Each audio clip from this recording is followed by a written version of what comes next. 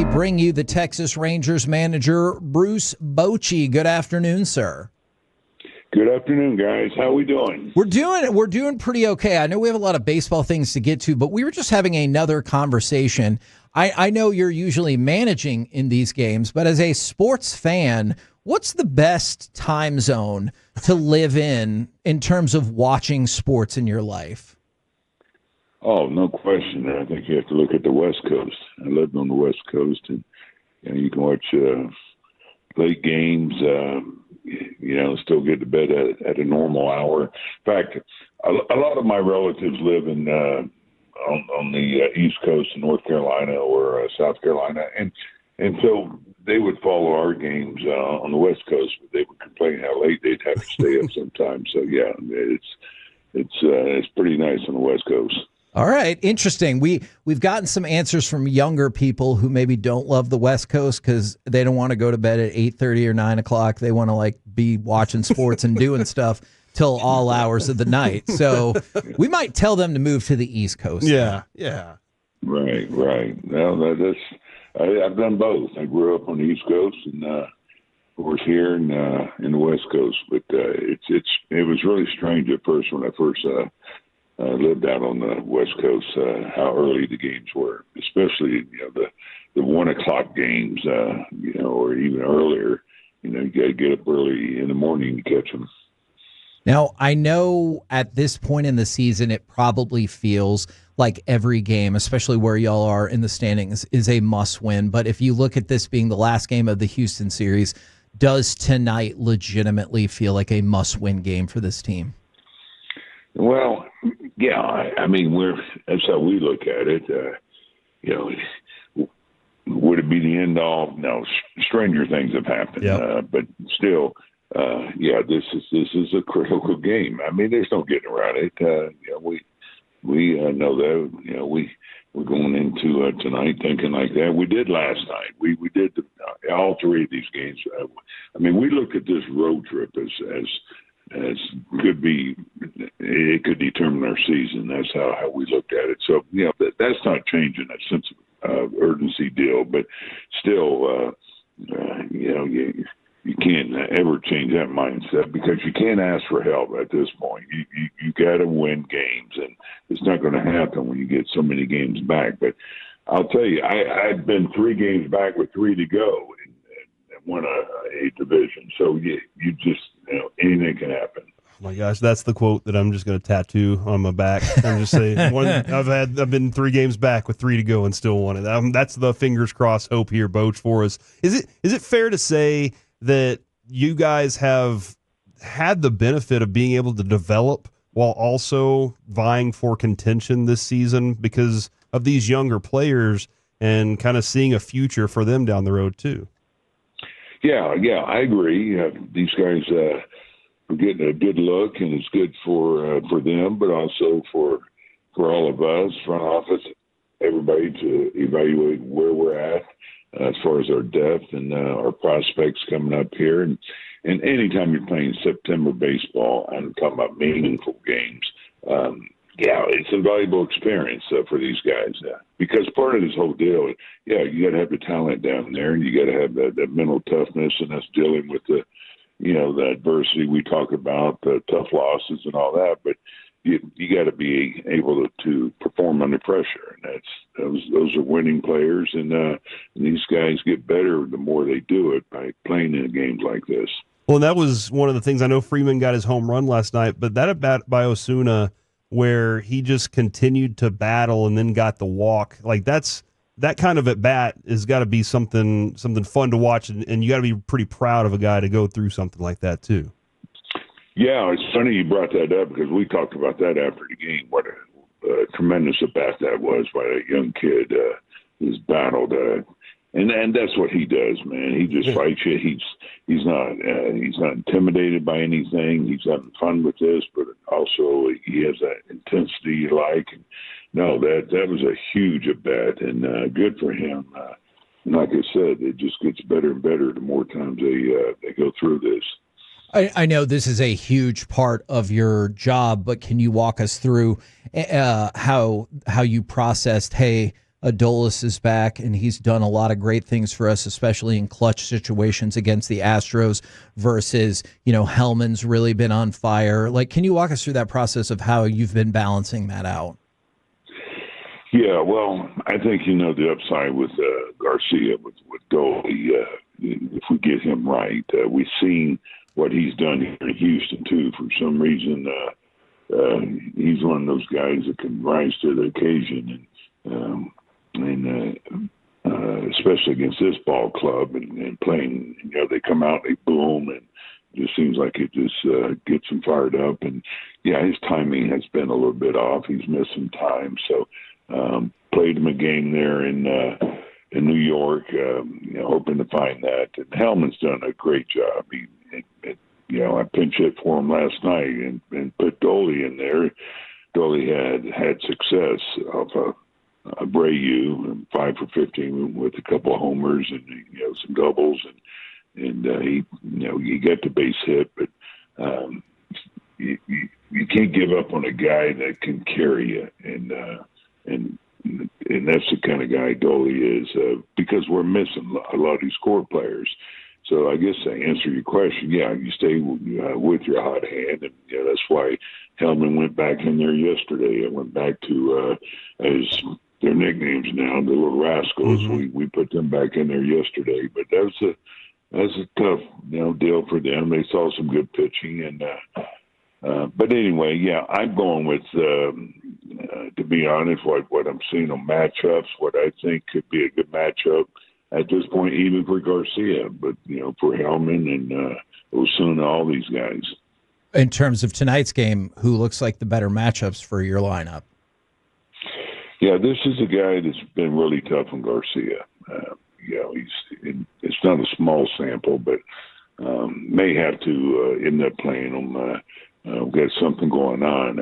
I just him keep it here with the player, but hopefully when I get to the park, he'll be fine. As That's a physical, not a disciplinary issue. Yeah. Okay. Yeah. Okay. No. Okay. how's Danny Coulomb feeling after his outing last night? He came out of it fine. Yeah, I'm sure was glad to be back up there, but he went out, he finished the inning, went out, faced a hitter, which he doesn't do a lot, but with our situation, we are pushing guys a little bit, help give other guys breaks, and he hadn't been pitching a lot, but yeah, he's good to go. Also, in my mind, as I was watching things last night, it was always Chris Martin's plan to hit a batter and then get the double play after that. Is that always part of the plan, or was that just good luck? Yeah, that's become part of his deal, hasn't it? Nice play by Freeman. Yes, really nice play, and a huge play because we kept the pitches down on Martin. It seems like when he gets up there a little bit, this is when this little deal flares up where he gets a little bit of numbness. So it's good to see him healthy. Hopefully we'll have him the rest of the way here as we try to get on the roll. And I don't want this to come off as too negative. I was just kind of curious. Merrill Kelly, the last outing before last night, he kind of got knocked around on those first two at-bats for home runs, and then last night was kind of a struggle for him. What's he going through at the moment? Yeah, last night he did give up, a couple hard hit balls the first two batters again, but settled down and actually was making some pretty good pitches. We didn't handle a couple balls. Our defense, it's not quite been as crisp. Yeah, that has not helped us, and that's what we've been so good at. There's a play in New York that we probably didn't handle right, and Smitty throws that ball in the dirt. He's so good over there, and the next guy hits a 2-run homer.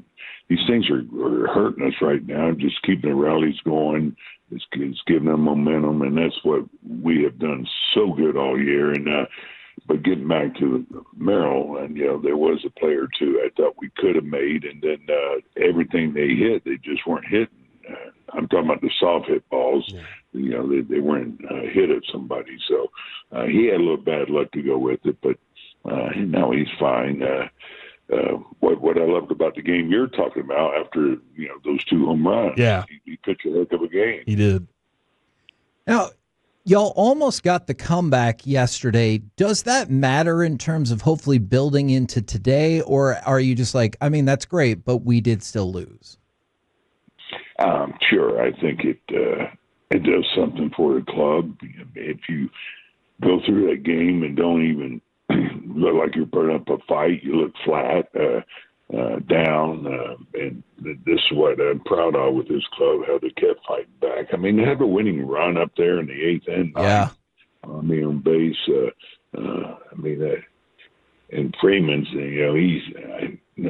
we had so much confidence in him. He made a good pitch on with 2 strikes. He got that fastball where he wanted it, but and then of course Higgy, who's as clutch as anybody we have, and but he made some good pitches, with those sliders he was throwing. So we had the right guys up there, but I just loved the way they kept the line moving and kept.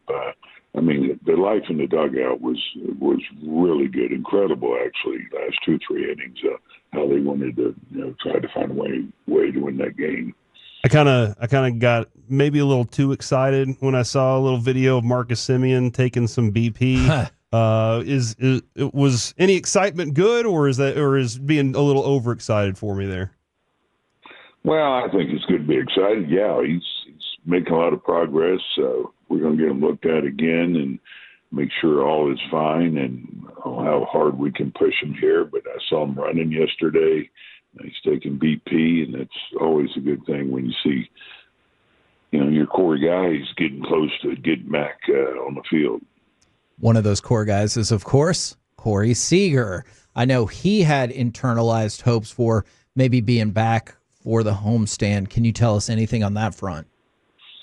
Making progress, making really good progress now that he's able to do some rotational stuff and taking some light swings, just getting better every day with him. And, Corey, there's times when we thought, well, he's 4 or 5 days away and he'll take a round of BP off of live pitching, and he'll say that night, I'm good to go. So that's kind of what we're hoping for.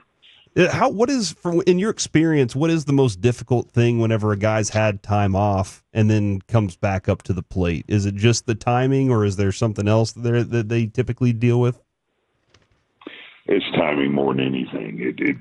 That's just something they haven't seen. It's not that easy to hit major league pitching, and when you haven't faced it for a couple of weeks, it's really a challenge for the guys coming back, and a lot of them aren't excited about going down to minor leagues in the rehab, but you end up doing the rehab up here, and that's not a good thing as you're trying to get their timing. And but Corey's a little different. He's got a really simple swing.